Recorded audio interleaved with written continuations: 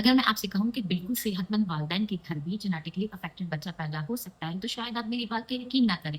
लेकिन जेनेटिक्स में ऐसा होता है और इसी मिसअंडरस्टैंडिंग की वजह से पेरेंट्स कई साल तक अपने बच्चों की डायग्नोसिस के लिए परेशान होते रहते हैं।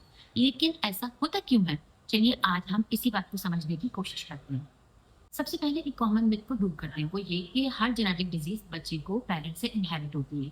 बहुत सी डिजीजेस फैमिली में रन करती हैं और बच्चों में इनहेरिट भी होती हैं, लेकिन कभी-कभी ऐसा होता है कि एक डिजीज जो बच्चे में बिल्कुल ब्रांड न्यू होती है और वो पहली ही दफा उस बच्चे में ही पैदा होती है। तो सिर्फ ये कहना कि हमारे खानदान में तो बीमारी कभी नहीं थी, काफी नहीं होता। जेनेटिक्स को समझना बहुत जरूरी है। देखिए हमारा डीएनए हर सेल में जिंदगी भर कॉपी होता रहता है। अगर ये कॉपी होते वक्त डीएनए में कोई चेंज आ जाए तो उसे कॉमन जबान में म्यूटेशन कहते हैं। अगर ये म्यूटेशन एग्स, स्पर्म या चाइल्ड की जो अर्ली डेवलपमेंटल स्टेज होती है जिसे हम एम्ब्रियो कहते हैं उसमें उस वक्त हो जाए तो बच्चा कभी कभी जेनेटिक कंडीशन के साथ पैदा होता है और ये जेनेटिक कंडीशन उस फैमिली में बिल्कुल नई और पहली बार होती है। डीएनए में होने वाली इस तरह की तब्दीली को de novo म्यूटेशन कहते हैं, यानी कि माँ-बाप से ये डिज़ीज़ बच्चे को इनहेरिट नहीं हुई। माँ-बाप बिल्कुल सेहतमंद हो सकते हैं, अगर हम उनकी जेनेटिक टेस्टिंग करवाएँ तो वो भी बिल्कुल ठीक आएगी, उसकी रिपोर्ट, उनकी फाइंडिंग्स बिल्कुल नॉर्मल होगी और फिर भी बच्चा जेनेटिक कंडीशन के साथ पैदा हो सकता है।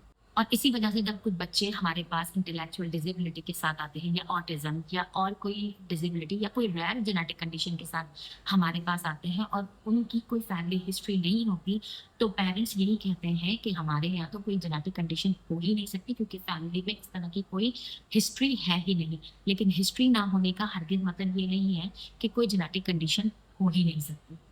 सो it is very important to learn कि अगर आपके यहाँ कोई बच्चे को इस तरह के कोई सिम्टम्स नज़र आते हैं, यानी कि डेवलपमेंटल डिले, इंटेलेक्चुअल डिसेबिलिटी या कोई रेयर जेनेटिक कंडीशन जैसे सिम्टम्स हो, या आपको नज़र आता है कि आपके बच्चे के फीचर दूसरे बच्चों से जो आपके ख़ानदान में है उनसे मुख्तलिफ है, तो जेनेटिक टेस्टिंग से और जेनेटिक काउंसलिंग से बहुत ज़्यादा मदद मिल सकती है। सिर्फ इस बात को ये सोचकर रिजेक्ट कर देना कि नहीं हमारे ख़ानदान में इस तरह की कभी कोई प्रॉब्लम नहीं हुई, तो आने वाला बच्चा भी जेनेटिक कंडीशन से अफ़ेक्टेड नहीं हो सकता, ये बात बिल्कुल ठीक नहीं है।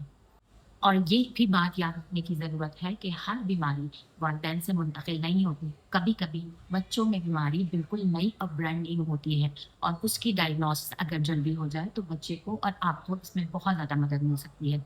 मेरा नाम doctor Misbah and I am currently working as an assistant professor clinical genetics here eight down university.